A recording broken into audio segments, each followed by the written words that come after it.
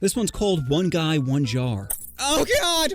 Hey, listen! Families are overrated. They are. You can pick your friends, but you can't pick your family. So why are you supposed to love them unconditionally? Because you share some DNA? There's more of my DNA in a streetwalker than my cousin. Yet, I'm not inviting him to the wedding. So stop with this family comes first nonsense. Because what if they're horrible people? What if your dad is abusive, or sister steals money, or brother watches Paw Patrol with his pants off? Oh, Billy! I told you to knock! Face it, we all have terrible family members. And my family thinks that person is me. So here's a story on how I ruined Thanksgiving. Every year, my family would get together at my uncle's house for Thanksgiving. Typically, I'd spend most of the time in the basement showing my cousins the terrible videos I found on the internet. This one's called One Guy, One Jar. Oh God!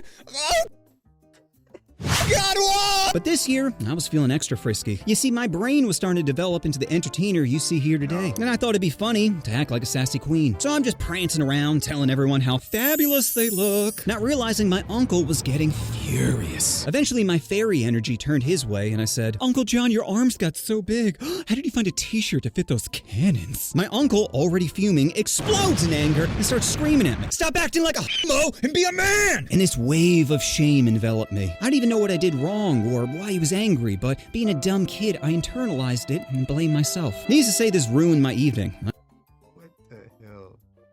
That nigga basically told him to stop being an LGTV nigga, bro. I spent most of it turtled up, not talking to anyone. Over the course of the next year, I think about it every once in a while, and eventually my brain developed enough to piece together what actually happened. I'm like, wait, he yelled at me because he's homophobic? A child. He yelled at a child in front of everyone because he doesn't like gay people? Then, a switch flipped in my brain. I'm like, oh, if he didn't like me last year, wait till he sees me this year. So I gathered up all my money and went to the mall for a makeover. Got me some pink sneakers, bracelets, and the tightest pants my pasty ass could fit into. As I'm leaving, I passed by a store with a poster outside of it that said, "Get your ears pierced here." I'm like, am I willing to mutilate myself for a joke?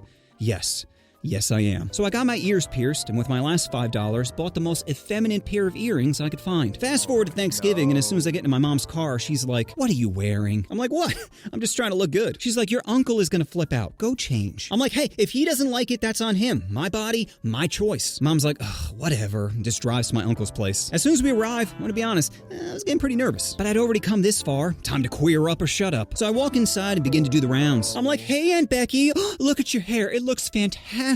Oh, bangs were such a good choice. And Billy, oh my God, look at you, you little beefcake." Eventually, I came across my uncle, who has the most disgusted look on his face. Before I could even say anything, he just shakes his head and walks away. And my smile could not be bigger. I spent the next few hours chilling with my cousins, never breaking character. Eventually, they call for dinner, and I skip my way over to the table. While waiting for the turkey to be brought out, I'm gonna be honest, I was getting a little sad. I was expecting to get a big reaction out of my uncle, but for the most part, he ignored me. I'm like, damn, I only got a little time left. How am I gonna get him to notice? Oh, I know what to do. So as soon as my uncle begins to cut the turkey, I walk up to him and say, "Thanks for inviting us over, Uncle John." Then I gave him a little on the cheek. Immediately, he flips out. Get the fuck away from me, you little... Oh, while waving around the knife, I'm just pretending to be confused, like, "What seems to be the problem, John?" And he's screaming, You little Family is trying to calm him down, but he can't be contained. My mom, being the ultimate homie, says, "John, you're ruining Thanksgiving. I think you should leave." Me? It's my fucking house! You get the fuck out! Then I turn to everyone and say, "Geez, what's got his panties in a bunch?" Which makes my uncle turn the knife towards me. I'm not even scared. I'm like, "Go ahead and stab me in front of everyone, you little bitch." My aunt, freaking out, goes to stop him, but trips over a chair and does that old person whimper.